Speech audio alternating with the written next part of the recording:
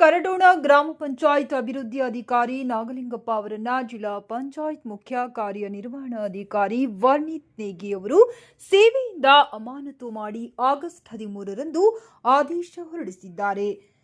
ನರೇಗಾ ಯೋಜನೆಯಲ್ಲಿ ನಿಗದಿತ ಗುರಿಗಳನ್ನು ಸಾಧಿಸಿಲ್ಲ ಹಾಗೂ ಹೆಚ್ಚುವರಿ ಕಾಮಗಾರಿಗಳನ್ನು ಆರಂಭಿಸದೇ ಇರುವುದು, ಕೇಂದ್ರ ಸರ್ಕಾರದ ಪ್ರಧಾನಮಂತ್ರಿ ಆವಾಸ್ ಯೋಜನೆಯಲ್ಲಿ ಮಂಜೂರಾದ 426 ಗುರಿಗಳಲ್ಲಿ 119 ಮಾತ್ರ ಪ್ರಗತಿ ಮಾಡಿ ಬಡ ಕುಟುಂಬಗಳಿಗೆ ಸರ್ಕಾರದ ಯೋಜನೆಯನ್ನ ತಲುಪಿಸದೇ ಇರುವ ವಿಷಯ ಸೇರಿದಂತೆ ವಿವಿಧ ವಿಷಯಗಳಲ್ಲಿ ಕರ್ತವ್ಯ ಲೋಪ ಎಸಗಿರುವುದು ಕಂಡುಬಂದಿದೆ.